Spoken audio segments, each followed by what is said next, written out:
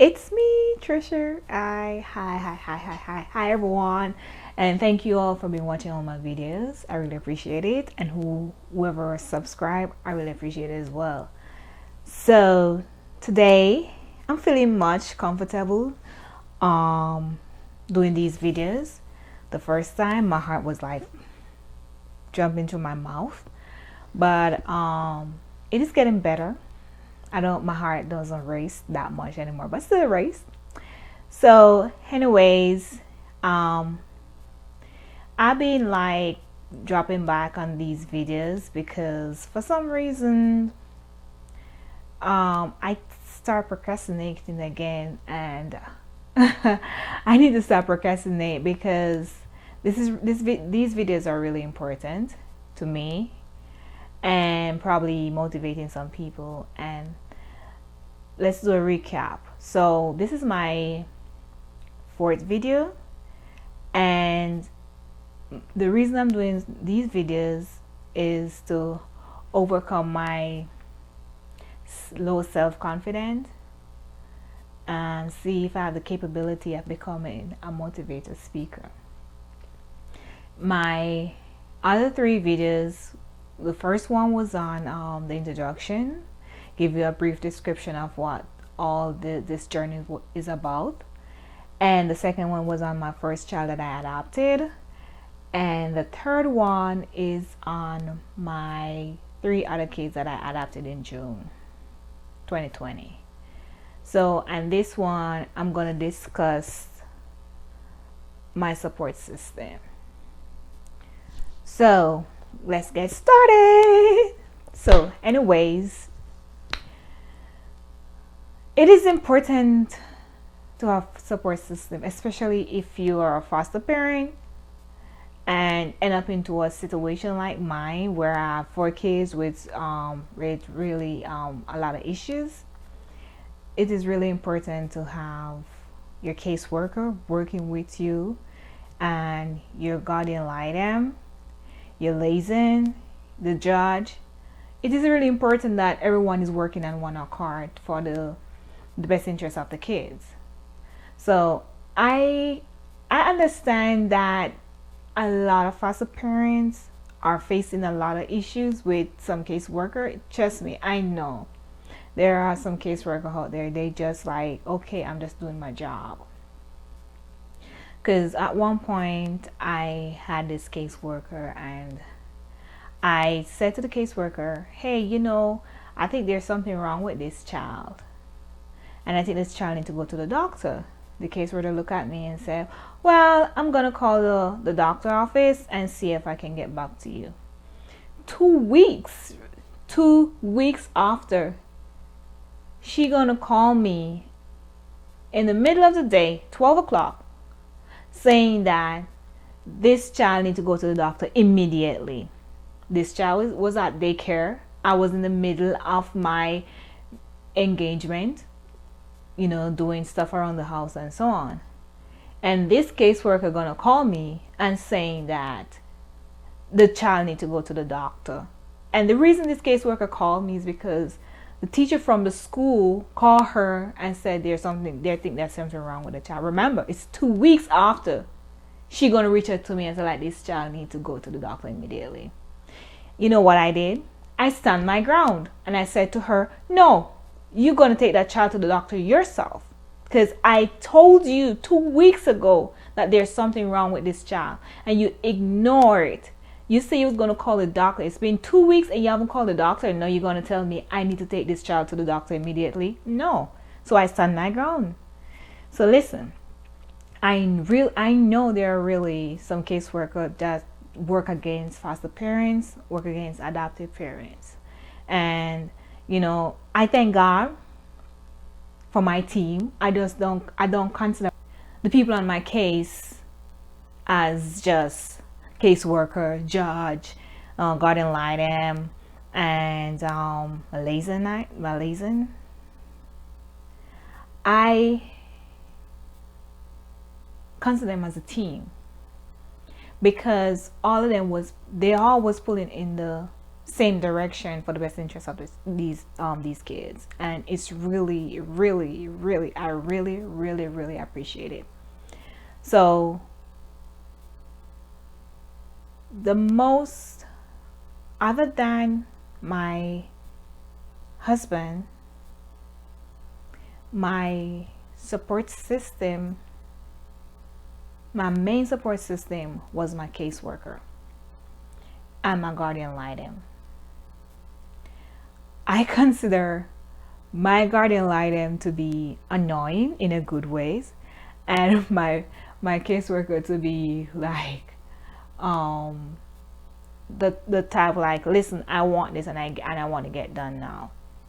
And with the combination of both of them, I am annoying and want to get it done right now. My caseworker, my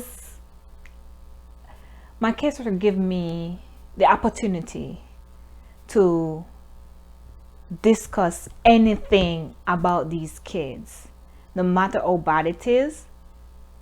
He listened. When he listened, he said, okay, Trisha, you need to take this to the judge. Tell the judge exactly what you just told me. And he will be, that's the thing. Some caseworker want the foster parents to polish certain stuff. My caseworker wasn't like that. There was no polishing. And that's the thing. Because a lot of foster parents were polishing up stuff, it caused these kids not to get the treatment they are supposed to be getting. And they've been in the system like for 3 years, and they weren't getting any treatment to help them heal. So my caseworker always been there for these kids. When he come to visit, he would spend like a lot of time with them. He loved these kids like as if they belong to him. He plays with them. He play the drum with them. He play ball with them. They would be like riding him, jump on his back, and so on. So these kids were comfortable and always happy to see their caseworker. He ensured that these kids get all their services. He ensured that they get tutoring. He ensured that they get their MRI done. They ensure that they get the surgery done. He ensured that they get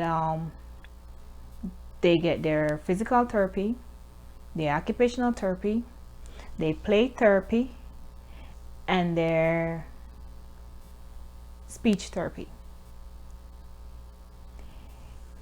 He is this type of person, like whenever I go to the doctor office, he would like, and I have any issue at all, he'd be like, don't worry, I'll take care of it.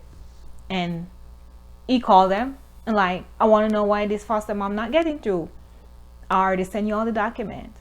So he never like, oh, I'm gonna get back to you, and didn't get back to me. He's this person, he always there for these kids. He support these kids right to the hand. This caseworker, I wish a lot of caseworker were like him, because if a lot of caseworker were like him, this system would be much better. Because I learned that once the child come in your home, the caseworker have a big part to play in that transition, ensuring that all the kids get their service. I thought it was the placement was supposed to be doing all of those stuff, but I learned the caseworker have the opportunity to grant these favor to these kids. The caseworker really important to our case, and it's really important to try to build a relationship, even though it's hard to build a relationship with some caseworker, because some caseworker is just like, I'm just doing my job, while some really love their job. So there, as I mentioned in one of my videos, they're always going to be good people, ain't always going to be bad people, but it's just if you meet up on that right person to help you through this hectic journey. My guardian light, oh my god, she, once I do an appointment with a doctor and there's any paperwork I'm supposed to get back from the doctor, she will call that doctor office like 10 times, say, is that paperwork ready yet? Is that paperwork ready yet? She'll be like, Trisha, don't worry, I'm going to annoy them.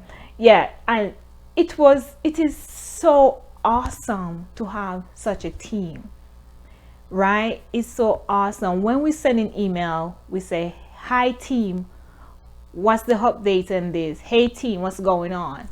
The judge, she's awesome. She's a tough cookie, but I love tough cookie. She gave me the opportunity to stand in court all the time and discuss these kids' issue. And I never polish anything. I tell her as is, and she understand and get the service provided by the other week. She like this, I need this service done. I want this service assigned to these kids by the next court day. She was really awesome. And she didn't ask the caseworker, hey, what's going on with these kids? No, she pointed on me and like, then she called the kids them one by one. What happened to child number one? What's going on with that child? What's the service they are getting now? Did they apply the service to this child? And I'll give a brief description about that child, what happened from the last court meeting to this one, then she go on child two, and it's really amazing because she listened to the foster parent, not just like, oh, she gonna take the caseworker and a guardian line and word for it alone, because all of us working on one accord, we are going in the same direction. So she listened to me keenly, and when I asked for favor, she granted it, and that was really awesome. Like, for instance, a lot of caseworker like, hey, I'm sorry, but you can't get your birth certificate for the child. And I'm like, I asked for birth certificate, and the judge like, give her a birth certificate. It was really awesome. It was, other than the kids going through a lot of issues and stuff, it was really awesome to have people I can rely on. And whenever I'm like really distressed, and sometimes I feel like I'm falling underneath depression, my caseworker will reach out to me and say, hey, what's going on, and I'll like get really mad and send back a heated text, like, and he played off really nicely, and like, I guess someone not doing well today, and by sending back that text to me, like, say, I guess someone not doing well today, I was able to explain what I'm feeling, what I'm going through, and he'd be like, okay, I really understand, I know it's a lot of work and so on. But with some caseworker, they be like, be negative, they give you send back a negative text. But my caseworker, my guardian light, if I send them a negative text because I'm feeling down and depressed that day, they never send back a negative text to me or a negative email. They always send back a positive one, and that really mean a lot to me. So that's why I try to like take some of the pressure off them. Like, I make all the appointments for my kids, and then I'll make the appointment and I'll create a document with each kid's name and write down all the appointment date, the place where the appointment gonna take place, and the time of the appointment. So I will write that down and write pending and send a copy to both of them. Then once I attend to that, once I take the kids to that appointment, I will like mark done and then send the document to them. I will scan all the paperwork and scan it over to them so that they don't have to be worried about. coming and taking the kids them to doctor, calling doctors to make appointment for them or anything like that. So because they being such a good team player, I try to like help unburden them of some of their work. And it's really, by doing that, it's really feel really good to know that I'm helping them, even though it's not much, because they have a lot of workload and a lot of kids to see and so on. And sometimes why some of these caseworkers behave like this is because they under pressure. They like overwhelmed by the caseload and so on. But sometimes we should try our best and see if we can help play a part, like help, taking our own kids to the doctor, to school, and so on. But if you can't, I understand. So everyone is different, and every caseworker is different, and every case is different. But I thank God for my team, my judge, my caseworker, my guardian lighten, and my liaison. So, and the next thing is that other than those people are the best. Other than that, I have my family. My family play a profound role in these kids' life. These kids brought our family together. So at first, one of my video I mentioned that there always going to be negativity towards becoming a foster parent. Sometimes some family don't agree, and sometimes it causes separation between families. But these kids brought our family closer. Everyone tried to help. My mother-in-law, she would come from work in the morning, and then she would take a nap, and then she would come over here and wash the kids them clothes. Trust me, when I just got this case, if someone just come and sweep my house, trust me, I appreciate it, because it was so overwhelming. Because it was 7 of us at the time, and washing 7 clothes, cooking for 7 people, cleaning, it's not a walk in the park. And my mother-in-law would come over on Saturday evening, and she would take 2 of her sons with her, and she would like, listen, you need to fold those clothes, you need to fold those clothes. She would wash and give them the clothes to fold. And you can see that she's really tired, but she really tried. And I learned something from her, like, do not wash the clothes and put them down. Wash the clothes down. Once they dry, you fold them and put them away immediately. Make your work way easier. So I started doing that. And back in Jamaica, they said you're never too old to learn. So I start doing that. So once I start doing that, I wash the clothes and I dry them and I fold them and put them away. Things started getting a little bit easier.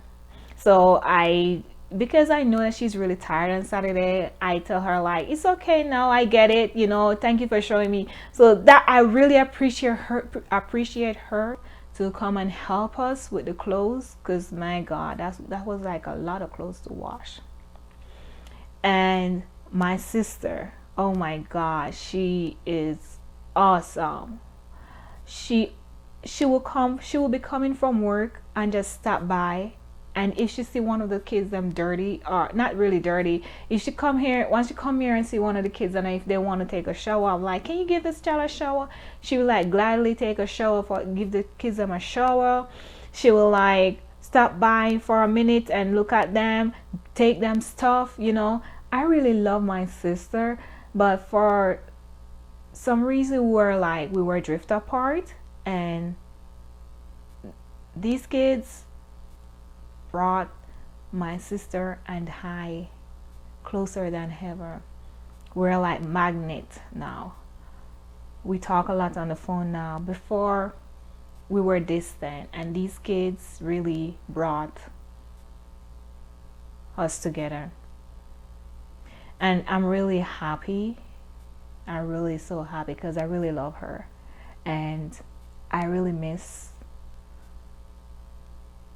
the communication between us when we were apart. So these kids really did fill a void in my life and my husband's life. And my sister would my sister spoiled them. She would give them anything, like anything. She would go behind my back and give them anything. She always be there. I can call her and say, hey, I'm running out, can you just come and stay for 2 hours? She gladly oblige and say, yes, I will. And it's really helpful to know that people are there to support me in this journey, even though they didn't know about it when we just started, but they didn't try to disagree or cause any argument. They support us instead. My mom would come over when she's not busy and go to the kids and draw and fold up the clothes. But over time, I have before I go any further, I have this brother-in-law. I think he's 15 years old. Oh my God, he's a blessing sent from heaven. This boy will come over and he will stay a couple days when it's not school days, and he will help. He will give the kids some breakfast. He will ensure that they take a shower. He will be teaching them their ABC and so on. Especially when the coronavirus, when we just got a lockdown. My brother-in-law, he was here for actually a month, and it was such a relief to know that I had someone other than my husband here to help me with these kids. I really appreciate it. When we go to church, I don't have to worry. I worship freely because everyone would take a child. My other two brother-in-law, everyone take a child because 4 kids. So everyone would take a child. My brother-in-law would take one. My other brother-in-law would take one. My other brother-in-law would take one, and another church member would take one. Or sometime my mother-in-law would take one. And I worship freely because of my support system. My support system was really strong. And I can't say the same for other people, because some people are just alone in this fighting, in this battle. Sometimes we're fighting a losing battle because we put up so much for these kids and we end up losing kids. It's really hard. It's really sad to know that. I know reunification is mandatory, but at some point when you get promised that these kids you're going to adopt these kids, I know it's really unfair because you go to the extreme to get these kids, to adopt these kids. But as I mentioned in my first video, my third video, when I thought I wasn't going to get these kids, and one of my caseworkers said, what is yours is yours. So we should take a different approach when we consider fostering and thinking about adopting. I think we should go into this thing with an open heart and saying, okay, is either we're going to adopt these kids or not. Probably these kids are in for reunification, but we should just go into this thing with an open heart and hoping for the best, because it is really sad. It's hurting to know that you take care of a child for a year, 2 years, and you bond with that child, you end up lose that child. It is even sad for everyone, your support system, because what's gonna happen after that child left? I don't think your support system is gonna be that strong anymore, because other than your caseworker and your guardian lining or your liaison,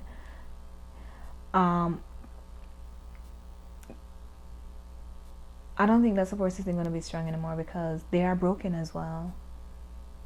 So as a fostering and adopting thing, I think we should just go in with an open heart.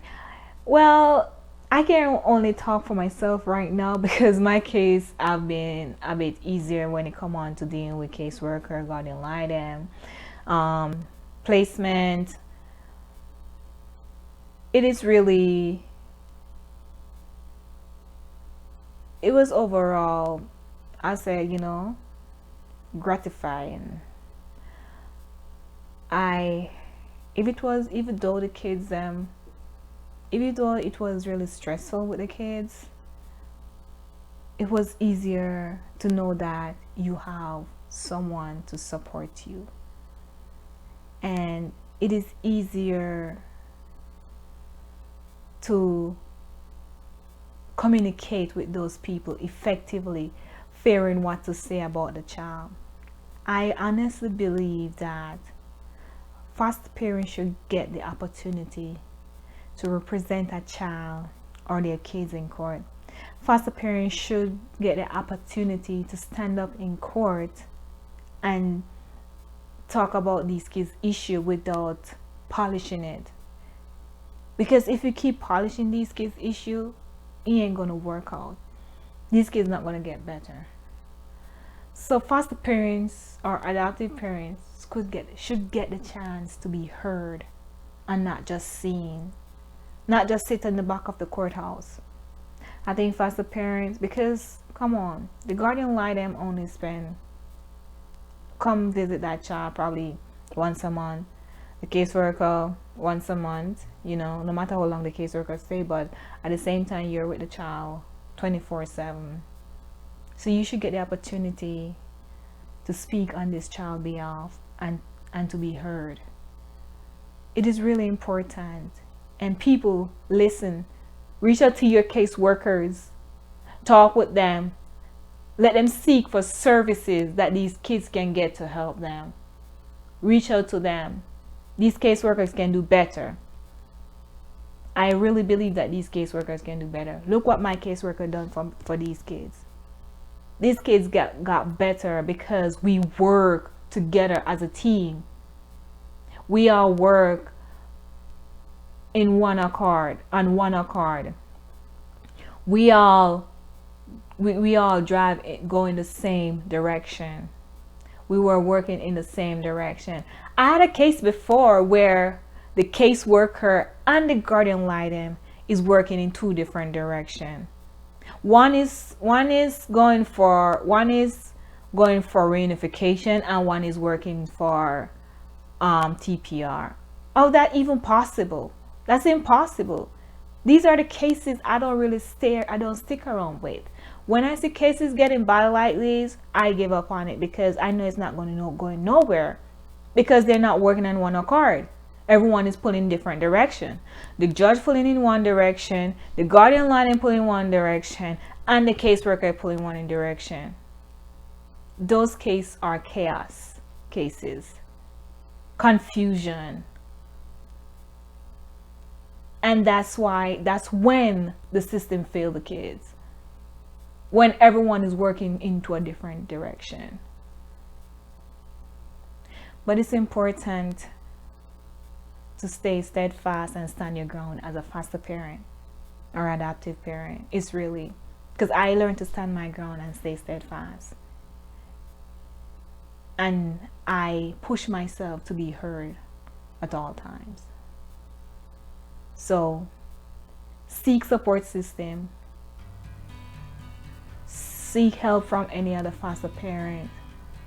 Most of all, seek help from your caseworker. Your caseworker can make these things possible. Because I've seen it happen. I can attest to that. Because I didn't even know that some of these services that these kids get was even possible. Especially tutoring. Especially psych evaluation without you can just request a psych evaluation if you don't understand what's going on with your child. The caseworker can make that happen. My caseworker did. My guardian ad litem worked with my caseworker. She pushed stuff. They pushed stuff. The judge pushed stuff. They all make it happen. So seek help. Seek a support system. Ask questions. Don't give up. just keep push on. So thank you for watching, and subscribe like and share. So my next video is my coping mechanism. How a lot of people like see me and like, how do you cope? How you do it? How you guys do it? I can't even do it, you know.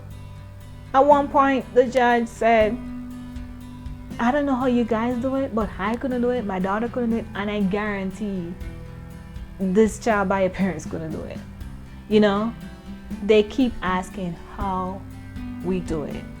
So subscribe, and I'll be sending out my other video on our coping mechanism, how we cope, how we follow routine, how we get these kids to follow routine, pointers. I'll be giving pointers and stuff that I do. So thank you for watching. I hope you enjoyed this video. Bye.